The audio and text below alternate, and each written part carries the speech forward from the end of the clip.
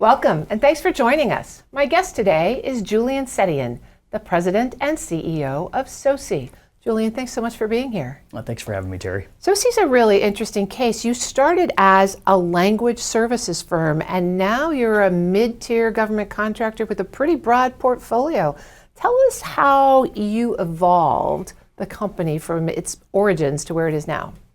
So my mother, who was a professor of applied linguistics, she founded the company originally to provide skilled expertise for a lot of the low-density languages to the for the federal law enforcement agencies. We were kind of this sleepy little company that nobody was paying attention to for several years until 9/11 happened. That was kind of a big turning point for us, when suddenly it became starkly obvious that the government just didn't have enough foreign language expertise organically to meet the demands in the post 9/11 era. So we started out essentially becoming the largest supplier, among the largest suppliers of foreign language expertise to the federal government. That just put us in a lot of really unique spaces that we then use as a platform to grow and diversify the business from there. So fast forward to today, we've got essentially four core business units and then two subsidiaries. We have a technology and engineering business. We have an overseas logistics and supply chain business. We have a professional and technical services business supporting the intelligence community. So we've become quite diverse since then over the course of the last 25 years. Was there any particular turning point on any of those additions that you made that helped you scale SOSi in a particular intentional way?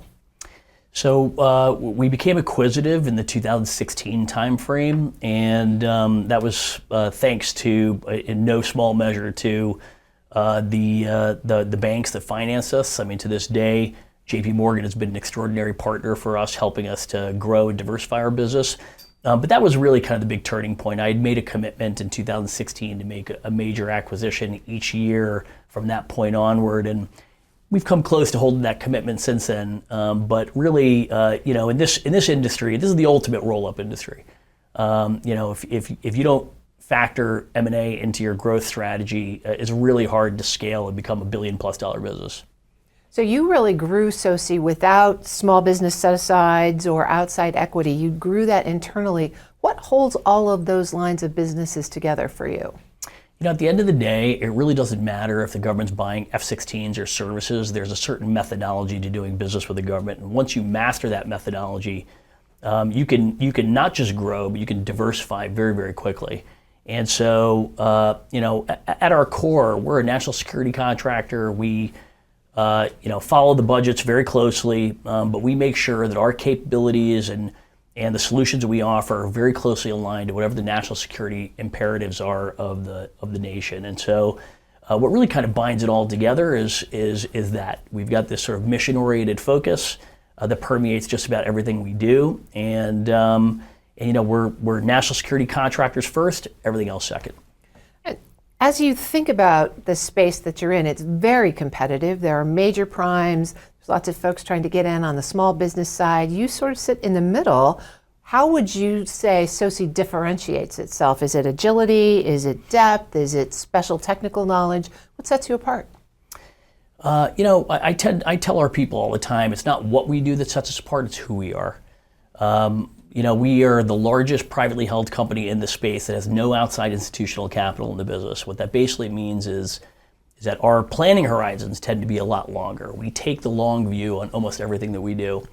There just aren't that many companies like us out there. And we've been in business for 30+ years with essentially the same ownership. I've run the business for the last 25+ years personally myself.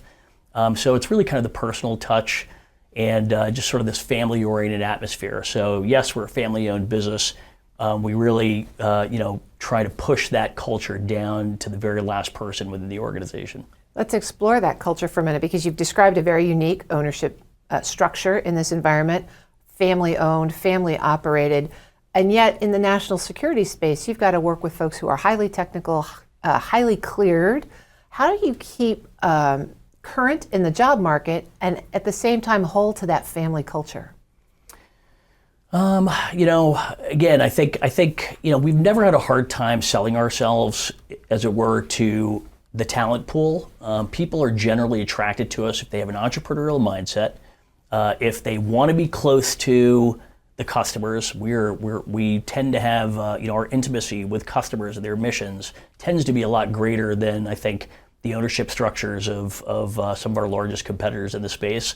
And so we've never really had we attract a certain type of talent, and we've never had a hard time finding the right types of people to work for us. They've got to be mission oriented, they've got to be entrepreneurial, really want to break new ground and actually make a difference, and at the same time be held accountable for results.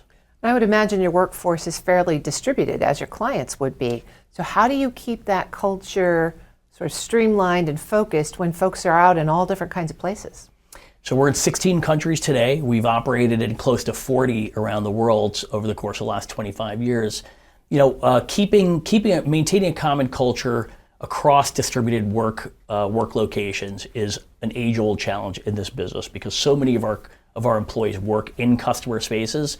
I make myself very accessible. I spend a lot of time on the road.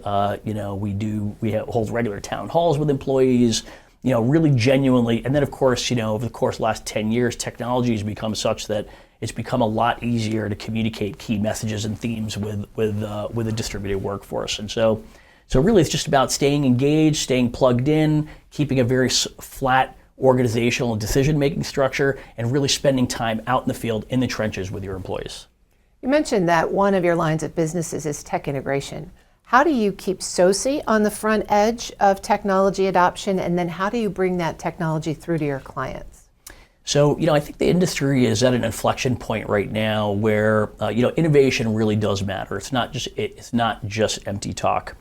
I think what's really made a difference for us is, in the last handful of years in particular, establishing partnerships with non-traditional technology companies that are outside of the government contracting space and really becoming a facilitator or channel into the government space.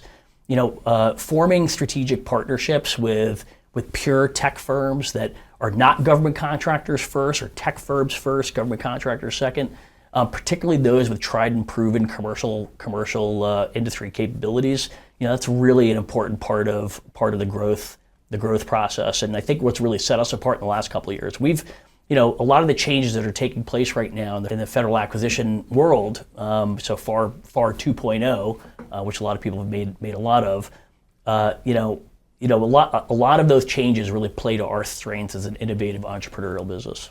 You mentioned the FAR. There's certainly a lot of change happening in how the federal government is acquiring everything from products to services, and especially in the national security space. If you were to look ahead 5 years or so, what would you say are the biggest challenges and opportunities out there in the acquisition space, and how are you positioning SOSi to take advantage of those? Wow, that's a big question. I mean, a lot of companies are grappling with that right now. I think you're going to see a lot less FAR Part 15 acquisitions. The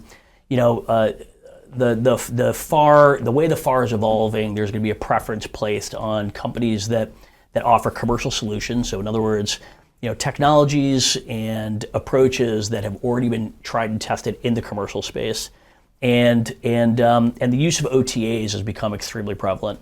I think it's close to $30 billion of awards have been made on OTAs this year to date alone, which is greater than it was in the prior year.